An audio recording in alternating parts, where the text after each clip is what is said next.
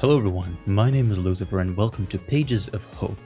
This is a visual novel based off going through someone's life through their diary entries, which I thought was very cute and a very cool and interesting way to do this. Because I've played those games where we've seen someone's life through, in unpacking. We saw their life through unpacking things and stuff like that. And then we saw someone's life through bandages with the NPKCSC. You know whose games I'm talking about. And I thought there was a brilliant ways of telling and showing someone's life in different contexts. And I thought this would be interesting as well. So I hope you enjoy.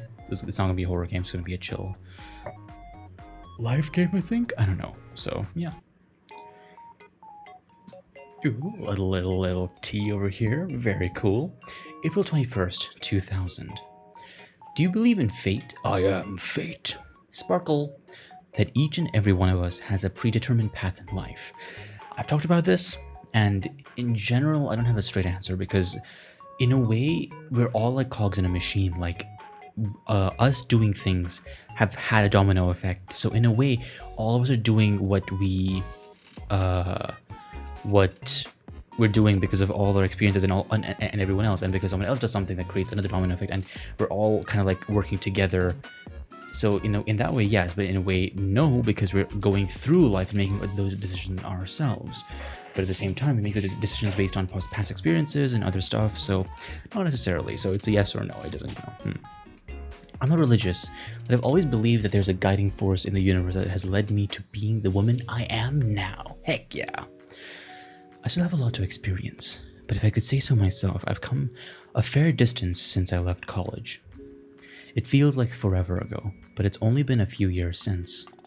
And to think I used to dream of becoming an entrepreneur, becoming a musician, let's say an entrepreneur, starting my very own empire and making my family proud.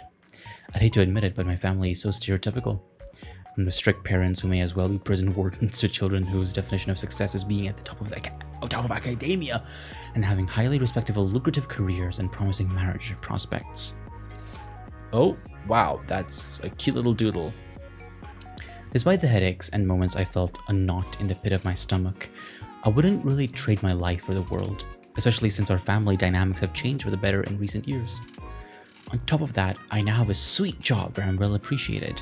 That is extremely rare in life. Extremely rare. If I really think about it, my career wouldn't have taken off if not for that one summer. As cliche as it sounds, it feels like it was just yesterday. Oh, wow. Ooh, I do like how the things have changed to make it more seem like, it's in the past. June 23rd, 1995. I'm finally back home. The moment I reached home and stepped out of the car, it felt like everything was just smaller, or maybe it's just me. The drive couldn't have been worse. I sat in my car stared at by menacing pairs of blinding red lights for hours before my car could move faster than the average walking speed. Thankfully, I had my trusty old magic music box with me too. Tune into the radio. Play my cassette tape. Yeah, I'm cool like that. Play my bangin' mixtape. I honestly don't know how I'll ever survive a day without it. Thank the music gods for providing mortals like me with technology that allowed uninterrupted music playback. Cassette players have got to be the best thing since sliced bread. I sang along and bopped to my favorite songs, and it just made the 3-hour drive feel like nothing. Did you drive yourself? That's very concerning because you're not supposed to be doing that. As I walked through the doorway, it was like I was transported into the past. The same beige carpeted floors that complemented the Baroque floral curtains against the cream walls. The smell of mom's cooking, and the faint clacking of dad's typewriter. Nothing has changed. While setting my bags down, the golden child, practically glowing from all his latest achievements, casually greeted me with a nod from across the living room, as if I've always been in the house while they remained on the phone. The crooked grin on his face was enough to tell me who was on the other side of the line, so I walked past him with nothing more than a smile and a pat on the shoulder. I listened to Mom's sweet singing for a minute before she turned her back from the sink and noticed me leaning on the doorframe.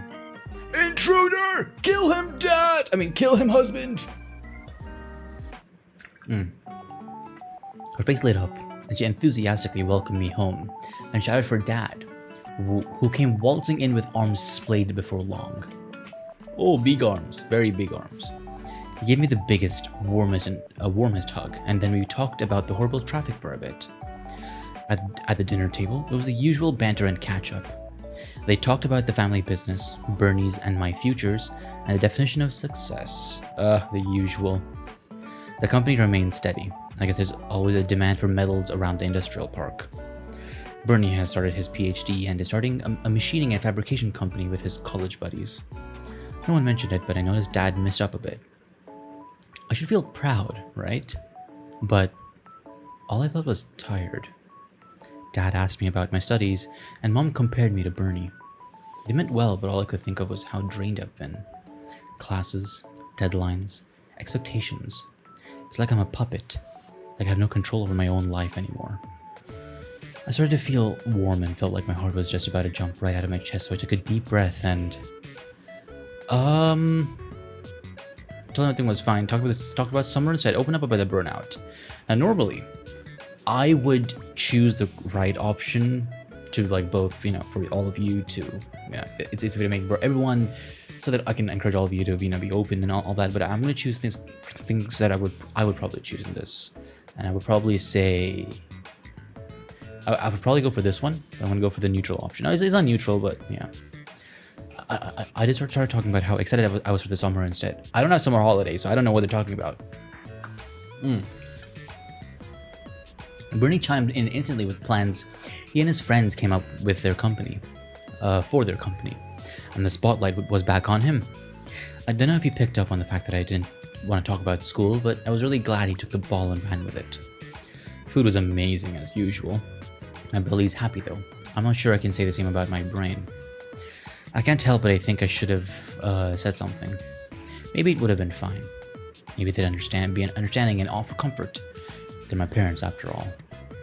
After dinner, I thought it'd be nice to watch a movie with the family. To join Bernie for a little night. I feel like the need to have an early night. I would probably go for this one. I thought I'd just veg out in the bed. I'm also a bit tired from the long drive and felt like some me time would do my head some good. Alas, here I am, sat up in bed writing on you for my future self. Just as I have since junior high. Except that was a different time. Ooh, going back in time again, and a different me. Everything seems to be easier back then. Everything seems simpler compared to now.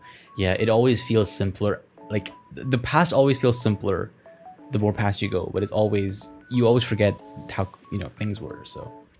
I'm keeping things from my family out of fear. I didn't fear anything back then. Sure you didn't, buddy. I felt like I was invincible. So why do I feel like this now? Where's the hope that had dreams, plans, and fires in her eyes? What happened to her? I should just get some sleep. Maybe tomorrow will be better. The next day, June 24th, oh, I thought we would go more back in time. Okay, 1995. I just got back from a dope house party with Jenny. I'm major pooped, but I had such a blast today. The evening started kind of lame, but that was on me. My mind was a bit all over the place, but once I spilled the beans and told her about last night, I practically felt better instantly. It was almost like I was bewitched into forgetting my worries. Jenny always knows what to say. She just gets me. And I guess anyone would if you've been friends since you were 4. On the way home, we saw this poster for a talent show. Auditions are in about a month. I saw her face light up as we passed, as if she had just had a major epiphany. If I didn't know her better, I'd have thought she wanted me to sign up for it. Or maybe she wants to sign up for it herself. And she did. She reminded me of how much I wanted to be a singer when we were kids. How I'd break into a song while we played house, and how my eyes would sparkle with every performance in high school. Oh, that's adorable! As much as I'd like to, I'm not really sure if I should, but I'll sleep on it, maybe see what the fam thinks.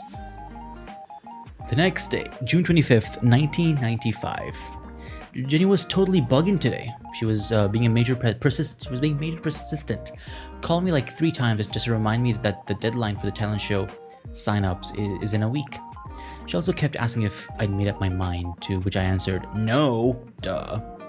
I haven't even decided how I'll tell my family about it at that point, as my mind's still a bit all over the place. Strumble. But before I reach my breaking point, I reassure her that I'd been thinking about it and would update her as soon as I'd gone over it with my family. Thankfully, that was enough for her to chill out. It is funny how she's so excited for me to join, as if there's no question about it. Sparkle. And tonight at dinner, I told him about it. Why the frick not? Come on, let's do it! I excitedly told them about the talent show and how I'm thinking of signing up. I expected a little bit of, at least a little bit of enthusiasm, but all I got was a pause, and then, oh, that's nice. That's nice? No emotions, no questions, no real reaction at all. I don't know what Bernie would have said if he were here, but Mom and Dad made it seem like I said nothing at all. I tried to keep the enthusiasm going, but it felt like talking to a brick wall. It felt like I was sharing an idea they'd already decided wasn't worth the time. Yeah, I get that. The worst part of it all? I'm trying to believe it. Maybe it really isn't worth making a fuss about it. Perhaps I was being childish, getting caught up in my childhood ambition. Or maybe I should prove them wrong. Ooh, June 26th, 1995. And yeah, 95. I can read. I need a change of scenery today, so I went to the library. I came in there hoping to check out some useful books from my thesis and do a little bit of research, something that to make me feel like I had a handle on things. Instead, I walked into a conversation I didn't expect, and maybe needed more than I realized. I went there the first thing in the morning to enjoy the peace and quiet. Just as I expected, it was a ghost of a town. Nothing but the faint hum of the AC and the scent of old paper and polished wood. The librarian seemed new, or at least I hadn't seen him around before.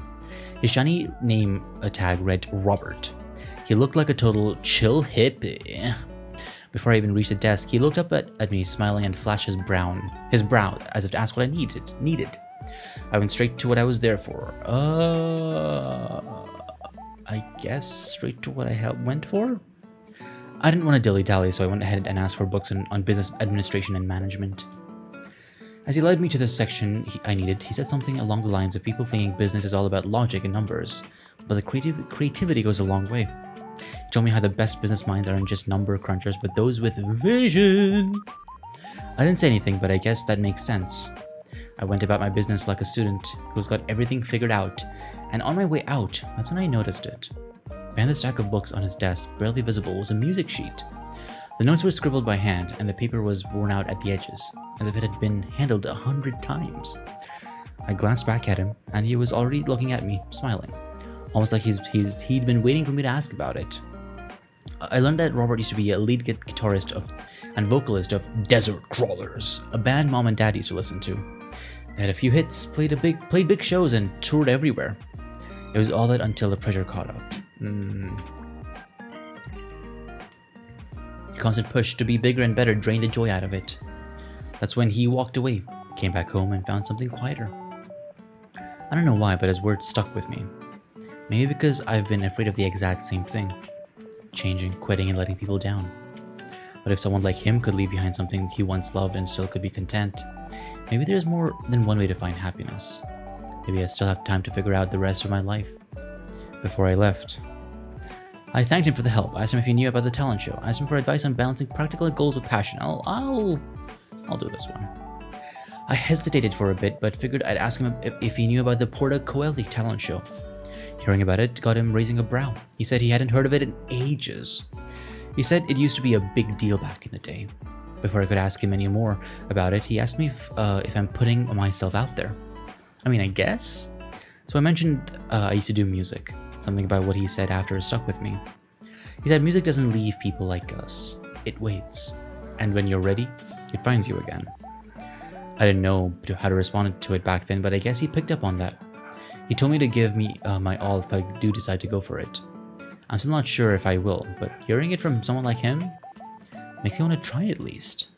Nice! To be continued! Oh, that was great. I enjoyed that. That was fun. I do wish they use the left side of the book too, like left and right. and I do hope to see more changes of the future and past, to see how the writing, the writing style changing, because and that's showing growth, maturity, or maybe immaturity as it goes back in the time, and the writing is more, like, hey dog, and whatever, all that. Seeing the items also change, maybe having the items change based on the days would also be really fun. Showing the items based on what the day is going to be about of the writing, that would be also really cool. It's more work, I know, but the little things make the visual novels so fun. And yeah, I hope you enjoyed this. If you enjoyed this, check out the other videos. Check out unpacking, and recently I played packing as well. Very, very stressful. But even packing was about, a person's life as they grew up, which was more to that as well. These games are just fun and just chill to be around and play and read. No, it's not games, it's visual novels, so we're reading. And to talk about the stuff, yeah, family can be a lot. They can be, overbearing, or we could feel like expectation from them, and not everyone's in the same position to go do what they want. But know that you have the option of doing what you want. When you do what you want, you put more into it, and you have more chance of doing amazing. And then, yeah, of course, not every family can be supporting, not every family is like that, but know that you can do it. Pursue things, do things you like, and you'll figure it out from there.